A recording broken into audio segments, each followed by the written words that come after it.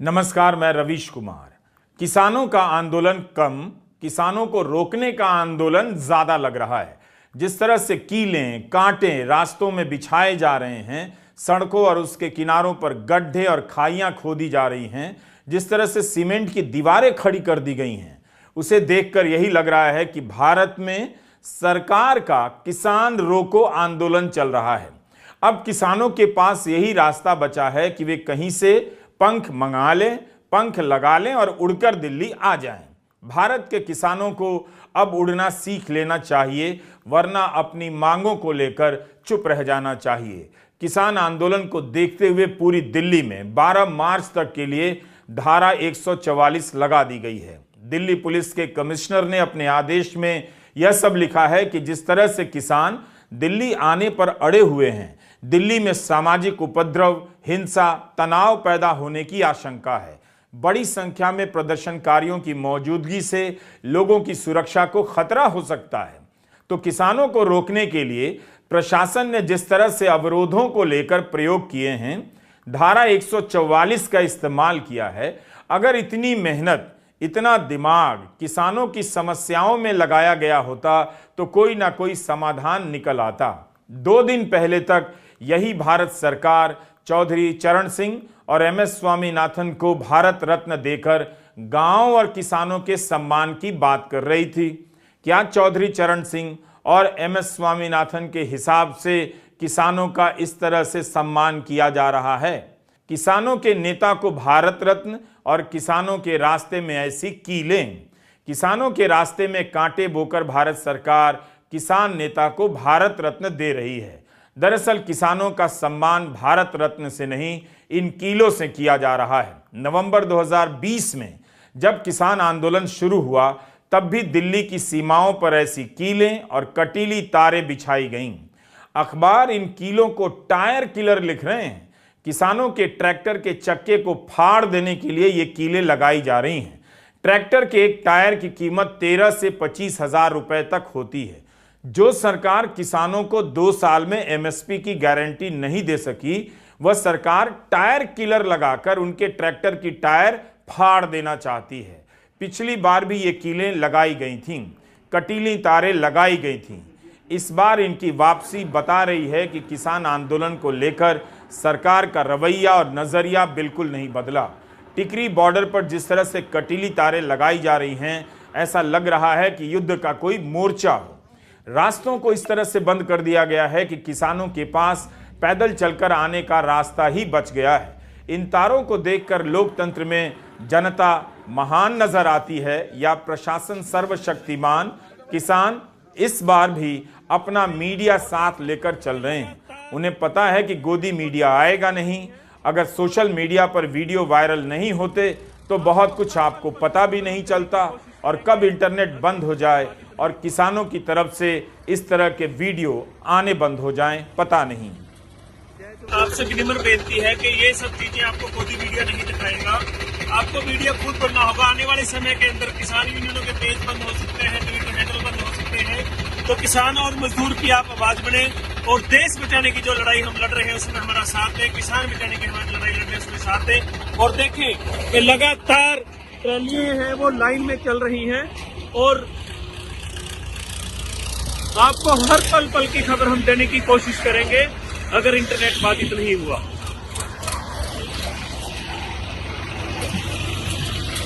जय जवान जय किसान।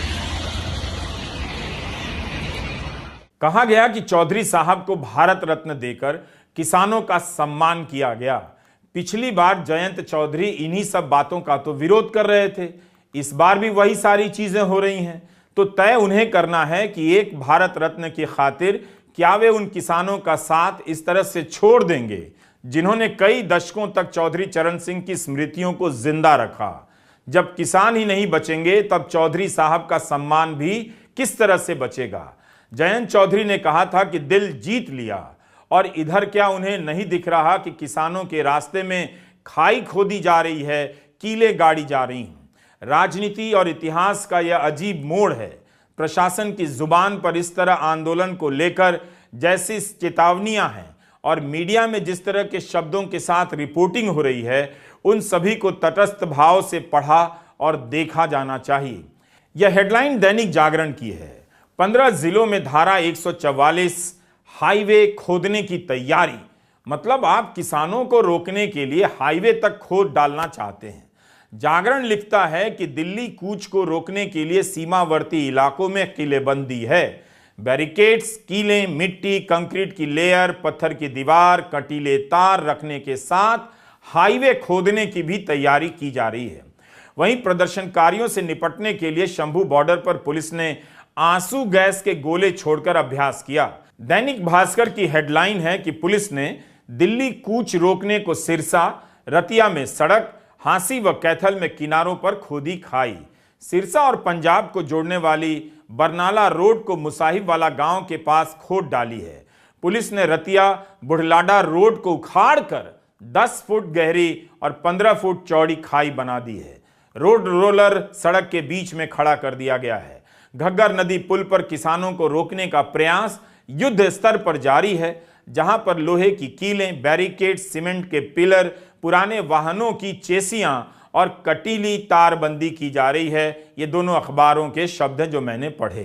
हमारी तरफ से किसानों से और बाकी सभी लोगों से रिक्वेस्ट की जा रही है, एडवाइजरी हमारी तरफ से जारी की जा रही है कि जो भी इस तरीके के जो प्रोटेस्ट हैं उसमें लोग ना पार्टिसिपेट करें, और जो हमारी तरफ से इसके लिए पुख्ता तैयारी की गई है, तो कोई भी किसी को भी कानून है अपने हाथ में नहीं लेने दिया जाएगा। हमारे पास 10 कंपनियां इस टाइम पे हमारे पास कैथल में अवेलेबल हैं और उनकी प्रॉपर हमारी तरफ से प्रैक्टिस कराई जा रही है। उसके अलावा हमारी तरफ से जो बॉर्डर्स हैं उनको प्रॉपर सील किया जाएगा।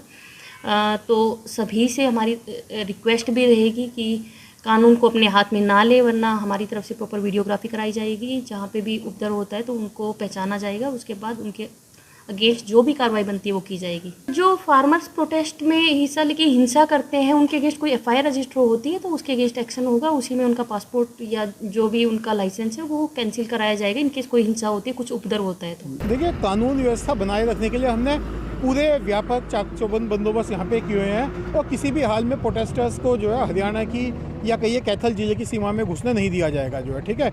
उन्हें रोकने के लिए सभी व्यापक बंदोबस्त हैं वो हमारे यहाँ पे अवेलेबल हैं और अत्यंत सख्ती यहाँ के ऊपर की जाएगी। किसानों को दिल्ली पहुंचने से रोकने के लिए कानून ने अपने हाथ में जो लिया है उस पर भी बहस हो सकती है। ऐसे वीडियो आए हैं कि पुलिस की गाड़ी रात अंधेरे गांव में घूम रही है, किसान परिवारों को चेतावनी दे रही है कि गांव का कोई भी किसान आंदोलन में ना जाए।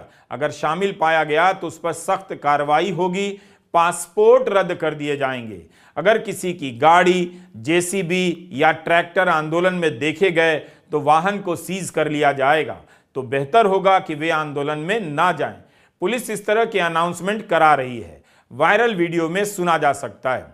किसान तो यह भी आरोप लगा रहे हैं कि उनके पीछे उनके घरों में महिलाओं को डराया धमकाया जा रहा है। किसानों को रोकने के लिए रास्तों पर सीमेंट की पूरी दीवार बना दी जा रही है। किनारों पर इस तरह की कीलें लगी हैं ताकि ट्रैक्टर मुख्य सड़क छोड़कर किसी भी तरह से किनारे से ना निकल पाए। पंजाब और हरियाणा को जोड़ने वाले तमाम रास्तों को ब्लॉक कर दिया गया है। दिल्ली पुलिस टीयर गैस से किसानों को रोकने का ड्रिल कर चुकी है। कंक्रीट के ब्लॉक, कीले, कटीली तारें और हजारों की तादाद में पुलिस बल ड्यूटी पर तैनात किए गए हैं। हरियाणा के मुख्यमंत्री का कहना है कि दिल्ली में अपनी बात कहनी है तो बस ट्रेन से जाएं, ट्रैक्टर लेकर घुसने की कोशिश ना करें। रास्ते में उपद्रव करेंगे तो हम इसकी इजाजत किसी को कैसे दे सकते हैं। यदि लोग लोकतंत्र में तय मानक के अनुसार प्रदर्शन करें तो हम इसका समर्थन करेंगे और सहयोग भी प्रदान करेंगे। विपक्ष के कई नेताओं ने सड़कों पर बिछाई गई कीलों के वीडियो ट्वीट किए हैं और सवाल किया है कि किसानों के साथ ऐसा बर्ताव क्यों किया जा रहा है। राहुल गांधी ने ट्वीट किया है कि दिन रात झूठ की खेती करने वाले मोदी ने 10 वर्षों में किसानों को सिर्फ ठगा है। 2 गुनी आमदनी का वादा कर मोदी ने अन्नदाताओं को एमएसपी के लिए भी तरसा डाला। महंगाई तले दबे किसानों को फसलों का सही दाम न मिलने के कारण उनके कर्जे 60% बढ़ गए। नतीजा लगभग 30 किसानों ने रोज अपनी जान गंवाई। धोखा जिसकी यूएसपी हो वो एमएसपी के नाम पर किसानों के साथ सिर्फ राजनीति कर सकता है, न्याय नहीं। किसानों की राह में कीले बिछाने वाले भरोसे के लायक नहीं हैं। इनको दिल्ली से उखाड़ फेंको। किसानों को न्याय और मुनाफा कांग्रेस देगी। पंजाब के मुख्यमंत्री भगवंत सिंह मान ने कहा है कि जितनी तारें भारत पाकिस्तान बॉर्डर पर हैं उतनी ही पंजाब हरियाणा बॉर्डर पर लगा दी गई हैं। मैं केंद्र सरकार से मांग करता हूं कि किसानों से बात करे और उनकी सही मांग को मान ले। प्रियंका गांधी ने ट्वीट कर सवाल किया है कि यह अमृत काल है या अन्याय काल। किसानों ने सरकार पर गंभीर आरोप लगाए हैं कि उन्हें प्रदर्शन में भाग लेने से रोकने के लिए डराया धमकाया जा रहा है। मोदी सरकार पिछले 10 सालों में इस दोनों संस्थाओं को, किसान को, जवानों को बर्बाद कर दिया। मैं ये बोल रहा हूं, आपको मालूम है किसान दिल्ली के बॉर्डर पे बैठे, उनसे बात नहीं किए। किसान 3 काले कानून के खिलाफ लड़े, लेकिन उन्होंने कानून को सस्पेंड किया, लेकिन कानून अभी नोटिफिकेशन में वापस लेने का आया नहीं है। तो जब तक ये उस वक्त आंदोलन को समाप्त करने के लिए उन्होंने कानून को, 3 काले कानून को सस्पेंड किया, लेकिन उसका नोटिफिकेशन कहां है कि हमने ये रद्द कर दिया, ये 3 कानून हमने कैंसल कर दिया, ये अभी तक बाहर नहीं आया। ये मोदी की चाल है। ये हमेशा दिखाते हैं, जैसे हाथी के दांत दिखाने के एक होते हैं और खाने के एक होते हैं, वैसा ही इनका है। किसी भी आंदोलन के समय प्रशासन की अपनी जिम्मेदारियां और चुनौतियां होती हैं, मगर गांव-गांव में रातों को घूमकर अनाउंस करना कि कोई भी आंदोलन में ना जाए, यह बता रहा है कि लोकतंत्र में सबसे बुनियादी काम अब संगीन अपराध के रूप में देखा जा रहा है। कायदे से किसानों को आंदोलन करने और धरना देने की जगह प्रशासन की तरफ से दी जा सकती थी, मगर सीमेंट की ऊंची दीवारें खड़ी कर दी गईं, कीलें बिछा दी गईं। इतनी मुस्तैदी से सरकार अगर न्यूनतम समर्थन मूल्य को लेकर पहल करती तो 2 साल में समाधान निकला जाता और इसकी जरूरत नहीं पड़ती। कई जिलों में धारा 144 है, इंटरनेट बंद है, जिसके कारण यूपीआई से पेमेंट करने में लोगों को दिक्कतें आ रही हैं। ऑनलाइन क्लास नहीं हो रहे। जो आंदोलन से अलग हैं वे भी आंदोलन में शामिल किसानों की तरह प्रशासन की प्रताड़ना झेल रहे हैं। रास्तों को बंद करने और सड़क के किनारों को खोद डालने से लंबे लंबे जाम लग रहे हैं। इस आंदोलन में संयुक्त किसान मोर्चा, गैर राजनीतिक और किसान मजदूर मोर्चा KMM के अलावा उत्तर प्रदेश, हरियाणा, पंजाब, केरला, कर्नाटका के कई किसान संगठन भाग ले रहे हैं। बताया जाता है कि 200 संगठन इसमें हिस्सा लेंगे। संयुक्त किसान मोर्चा का गैर राजनीतिक कहना बता रहा है कि वह पिछले आंदोलन में शामिल कई संगठनों से अलग दिखना चाहता है। उस समय भी किसान आंदोलन को गैर राजनीतिक कहा जा रहा था, मगर कुछ संगठन पंजाब विधानसभा के चुनाव में उतर गए। उन्हें कोई फायदा तो नहीं हुआ, लेकिन संयुक्त किसान मोर्चा में दरार पड़ गई। शायद इसलिए इस बार संयुक्त किसान मोर्चा खुद को गैर राजनीतिक कह रहा है और नए तरीके से आंदोलन में उतरा है। पिछले आंदोलन के समय के कई संगठन इसमें नहीं हैं, फिर भी किसानों के ट्रैक्टर से सरकार और प्रशासन ने उन्हें रोकने के लिए जी जान लगा दी है। 13 फरवरी के दिल्ली कूच को देखते हुए दिल्ली और हरियाणा, पंजाब की सीमाओं को सील कर दिया गया है। किसान कह रहे हैं कि हम तो प्रधानमंत्री का किया हुआ वादा ही याद दिलाने आ रहे हैं। वादे पूरे नहीं हुए तभी तो दिल्ली आना हो रहा है। सरकार हमारे साथ ऐसा क्यों कर रही है? उनका कहना है कि स्वामीनाथन को भारत रत्न दिया गया, मगर न्यूनतम समर्थन मूल्य को लेकर जो उनका सुझाव था उस पर सरकार अमल नहीं कर रही है। मानयोग प्रधानमंत्री जी, साडियां मंगा नहीं है, ਇਹ ਤੁਹਾਡੀਆਂ ਸਾਡੇ ਨਾਲ ਕੀਤੀਆਂ ਹੋਈਆਂ ਕਮਿਟਮੈਂਟਸ ਨੇ, ਵਾਅਦੇ ਨੇ। ਤੁਸੀਂ ਕੀ ਅੰਦੋਲਨ ਦੇ ਦੌਰਾਨ ਵਾਅਦਾ ਨਹੀਂ ਕੀਤਾ ਸਾਡੇ ਨਾਲ ਕਿ ਐਮਐਸਪੀ ਦੀ ਗਰੰਟੀ ਦਾ ਕਾਨੂੰਨ ਦੇਵਾਂਗੇ? ਵਾਅਦਾ ਨਹੀਂ ਕੀਤਾ ਤੁਸੀਂ ਸਾਡੇ ਨਾਲ ਕਿ ਬਿਜਲੀ ਸੋਧ ਬਿੱਲ ਨਹੀਂ ਲੈ ਕੇ ਆਵਾਂਗੇ? ਕੀ ਵਾਅਦਾ ਨਹੀਂ ਕੀਤਾ ਸਰਕਾਰ ਨੇ ਕਿ ਸਾਰੇ ਕੇਸ ਵਾਪਸ ਲਵਾਂਗੇ? ਕੀ ਵਾਅਦਾ ਨਹੀਂ ਕੀਤਾ ਸਰਕਾਰ ਨੇ ਕਿ ਸ਼ਹੀਦਾਂ ਦੇ ਪਰਿਵਾਰਾਂ ਨੂੰ ਕੰਪਨਸੇਟ ਕਰਾਂਗੇ, ਨੌਕਰੀਆਂ ਦੇਵਾਂਗੇ? ਕੀ ਇਹ ਵਾਅਦਾ ਨਹੀਂ ਕੀਤਾ ਕਿ ਲਖੀਮਪੁਰ ਦੇ ਜਿਹੜੇ ਜ਼ਖਮੀ ਨੇ ਉਹਨਾਂ ਨੂੰ 10-10 ਲੱਖ ਰੁਪਇਆ ਮੁਆਵਜ਼ਾ ਦੇਵਾਂਗੇ और ਜਿਹੜੇ शहीद ਹੋਏ ਉਹਨਾਂ ਦੇ ਬੱਚਿਆਂ ਨੂੰ ਨੌਕਰੀਆਂ ਦੇਵਾਂਗੇ? ਔਰ ਇਦੋਂ ਵੀ ਕਹਾ ਕਿ 2018 ਦੇ ਵਿੱਚ ਇਸੇ ਸਰਕਾਰ ਨੇ ਲਿਖਤ ਦੇ ਵਿੱਚ ਵਾਅਦਾ ਨਹੀਂ ਕੀਤਾ ਸਾਡੇ ਨਾਲ कि तुहानू असी 3 महीनों के विच डॉक्टर स्वामीनाथन की रिपोर्ट देवांगे। इदों भी अगे जिहड़ी असी कमेटी की जिहड़ी असी गल कर रहे MSP की गारंटी के कानून की, यही साडे मानयोग प्रधानमंत्री जी जिस समय गुजरात के मुख्यमंत्री सी ते दूसरे पासे कंज्यूमर अफेयर कमेटी के चेयरमैन सी, उस वेले की रिपोर्ट पई है तुहाडे ही हत्थां दी कि किसानों को MSP की गारंटी का कानून देवे सरकार। हुण जे तुहाडे ही हत्थां दी रिपोर्ट है ते तुहाडी अज सरकार है, तुसीं अज मालक हो, क्यों नहीं लागू हो रही जी ये? देखो पूरे देश नूं, पूरी दुनिया नूं, पूरे पंजाब के लोगों को इस गल की बेहद खुशी होगी। असीं कहा सी भी सारे किसानां मजदूरां दे संगठन साडे नाल होणगे। मनजीत सिंह जी राय बड़ा वड्डा चेहरा ने दुआबे दा, उन्हां अज मन बना लिया भी जिहड़ा अंदोलन 2 फोरमां ने शुरू कीता सी उहदे विच शामिल होवांगे ते ओह किसान मजदूर मोर्चे विच शामिल हो रहे ने ते बराबर दी लड़ाई लड़नगे। हुण तुहानूं राय साहब दसो। देखो जिहड़ा 2 फॉर्मां ने संघर्ष शुरू कीता, ये संघर्ष नंबर 2 इहनूं कह लो जां किस तरीके नाल कह लो, साडीआं रहिंदियां मंगां ते कह लो, इहदे विच असीं अज पूर्ण तौर ते भारतीय किसान यूनियन दुआबा जिहड़ी आ वो पूर्ण तौर ते शामिल हो रही है और साडे नाल होर जथेबंदियां भी शामिल होणगीਆਂ, थोड़ी देर चाहूँगियां और ये जिहड़ी कतार है होर लंबी होंदी जाएगी और ये भारत सरकार नूं जिहड़ा पहला पिछे संघर्ष होया उस तो भी वड्डा होगा, ये काफिला तो भी वड्डा होगा। किसानों की प्रमुख मांग है कि न्यूनतम समर्थन मूल्य को कानूनी तौर पर गारंटी की शक्ल दी जाए। इसके अलावा किसान स्वामीनाथन कमीशन के सुझावों को लागू करने की मांग कर रहे हैं। किसानों और खेतिहर मजदूरों के लिए पेंशन, कर्ज माफी, पुलिस केसों की वापसी और लखीमपुर खीरी के पीड़ितों के लिए इंसाफ की मांग भी की जा रही है। किसान नेता ठीक ही तो कह रहे हैं, ये सारे वादे प्रधानमंत्री और उनकी सरकार के थे, अभी तक पूरे क्यों नहीं हुए?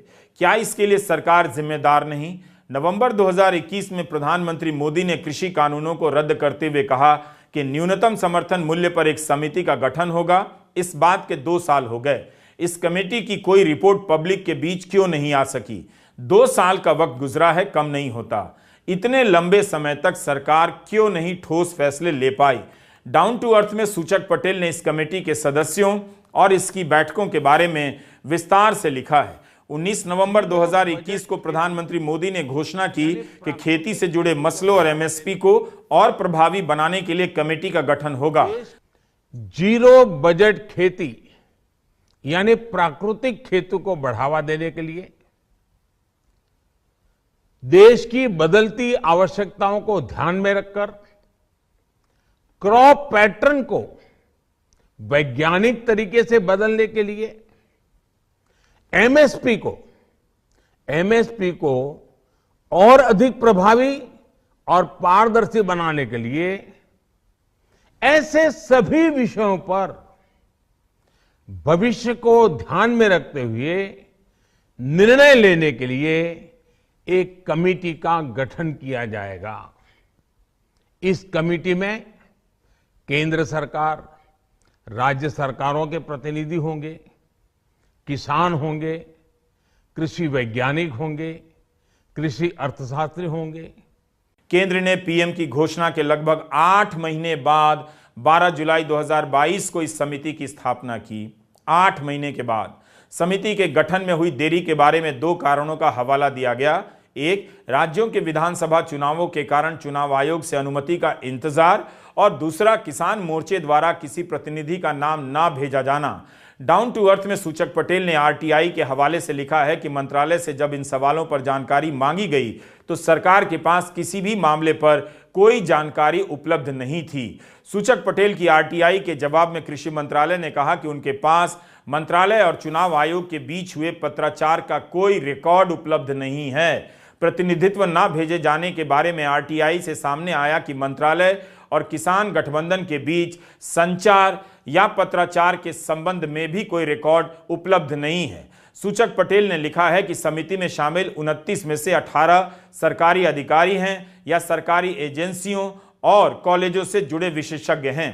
इनके अलावा 11 गैर आधिकारिक सदस्यों में से सरकार ने संयुक्त किसान मोर्चा से 3 सदस्यों को नामित करने का प्रस्ताव पेश किया। इनमें भी कुछ मुख्य नाम ऐसे थे जिन्होंने कृषि कानून पर सरकार का पक्ष लिया था। किसान मोर्चे ने किसी को भी इस समिति में नहीं भेजने का फैसला किया। आज 2 साल से अधिक समय हो गया, अब तक इस समिति की कोई अंतरिम रिपोर्ट नहीं आई। जिस समिति का गठन हुए 18 महीने गुजर गए, 35 बार बैठक हो चुकी है, उसकी रिपोर्ट कब प्रस्तुत होगी, इसके संबंध में कहीं कोई जानकारी उपलब्ध नहीं। कांग्रेस सांसद दीपेंद्र हुड्डा ने यह सवाल राज्यसभा में भी उठाया था, लेकिन सरकार ने इस सवाल का जवाब नहीं दिया। क्या सरकार अपनी जवाबदेही स्वीकार करेगी? पिछली बार जब किसान दिल्ली आए तब गोदी मीडिया उन्हें आतंकवादी कहने लगा। टूल किट की बात तब भी उठी। दिशा रवि को टूल किट के आरोप में गिरफ्तार कर लिया गया, मगर कोर्ट में कोई ठोस सबूत नहीं मिला। गोदी मीडिया और आईटी सेल ने टूल किट का इतना हंगामा रचा कि दिशा रवि उस वक्त गिरफ्तार कर ली गईं। बाद में दिल्ली की अदालत ने दिशा रवि को जमानत दी और कहा कि जो सबूत हैं वे बेहद लचर हैं, कमजोर हैं, कोई खास सबूत नहीं है। कहा तो पुलिस ने खालिस्तान समर्थकों के साथ मिलकर काम करने के आरोप लगाए, मगर बाद में पुलिस ने कह दिया कि हम इस केस को बंद कर रहे हैं, पर्याप्त सबूत नहीं है। दिशा रवि को जमानत देते हुए एडिशनल सेशन जज धर्मेंद्र राणा ने कहा कि नागरिक सरकार के जमीर के पहरेदार होते हैं, राज्य की नीतियों से अलग मत रखने के कारण उन्हें गिरफ्तार नहीं किया जा सकता है। इसके बाद भी शर्मिष्ठा मुखर्जी विदेशी हाथ और टूल किट का मामला उठा रही हैं। क्या शर्मिष्ठा मुखर्जी केंद्र सरकार की क्षमता और विवेक पर सवाल उठा रही हैं कि सरकार को पता नहीं कि किस किसान से बात करनी चाहिए? दिल्ली आने से पहले केंद्र के मंत्री किसान संगठनों से बात करने फिर क्यों गए?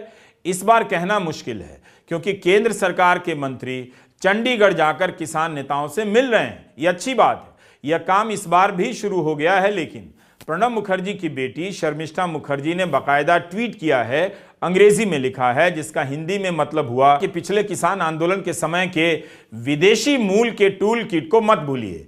देखते हैं अगले 2 महीने में राहुल गांधी कितनी बार विदेश जाते हैं। इस बंदे की दादी को भारत को अस्थिर करने में विदेशी हाथ होने का शक होता था, शायद सही भी था, लेकिन पोता डैश डैश डैश। आंदोलन किसान का, मांग किसानों की और निशाना राहुल गांधी पर और आरोप विदेशी हाथ पर। कांग्रेस में लंबे समय तक रही शर्मिष्ठा मुखर्जी का यह ट्वीट बताता है कि राजनीति तो नहीं बदलती, मगर लोग बदल जाते हैं, वरना इस तरह के काम के लिए बीजेपी में बहुत सारे लोग पहले से मौजूद हैं। किसान आंदोलन को विदेशी टूल किट कहने से पहले शर्मिष्ठा मुखर्जी को प्रधानमंत्री मोदी से सवाल करना चाहिए। उनसे पूछना चाहिए कि आपका होमवर्क कैसा है कि आपके कई मंत्री चंडीगढ़ जाकर किसानों से मुलाकात कर रहे हैं। हम पत्रकारों को भले पता ना हो, मगर ये मंत्री किसी टूल किट वाले किसान या खालिस्तान समर्थक किसान से बात करने तो बिल्कुल ही नहीं जाएंगे। केंद्र सरकार इस बार दिल्ली आने के पहले ही किसानों से बातचीत कर रही है। आज भी बातचीत की खबर है। चंडीगढ़ में अर्जुन मुंडा, पीयूष गोयल, नित्यानंद राय किसानों के संगठन से मिलेंगे। कृषि मंत्री अर्जुन मुंडा ने कहा है कि किसानों और सरकार के मत में अंतर हो सकता है, मगर हम खुले मन से बात करेंगे। क्या भारत सरकार के मंत्री को पता नहीं कि वह किससे बात कर रहे हैं? फिर इसमें विदेशी टूल किट की बात कहां से आ जाती है? किसानों ने कह दिया है कि वे शंभू, खनौली, डबवाली बॉर्डर से दिल्ली में प्रवेश करेंगे। इन किसानों को धनी और बड़ा जमींदार दिखाने का प्रयास किया जाता है। पिछली बार भी यही किया गया, मगर सभी को पता है कि आज खेती की जोत की हालत क्या है। खेती एक सिस्टम का नाम है, इसमें जो भूमिहीन हैं, जो मजदूर हैं, वो भी किसानों के मुद्दों से प्रभावित हैं। और किसान आंदोलन भूमिहीन मजदूरों, खेतिहर मजदूरों के हक की भी मांग उठा रहा है। पिछली बार किसान आंदोलन के तुरंत बाद विधानसभा चुनाव हुए। कांग्रेस पंजाब में बुरी तरह हार गई और पश्चिम यूपी में बीजेपी को 49% वोट मिले, प्रचंड जीत मिली। इतना वोट बिना किसानों के संभव नहीं था। राजनीति में हार जीत से अलग किसानों की मांग को देखा जाना चाहिए। किसानों से ज्यादा इस आंदोलन के संदर्भ में प्रशासन को भी देखिए और समझिए। किसानों के साथ जो हो रहा है वह केवल किसानों तक सीमित नहीं रहेगा, हाउसिंग सोसाइटियों के अंकिलों तक भी पहुंचेगा और आंटियों तक भी। नमस्कार, मैं रवीश कुमार।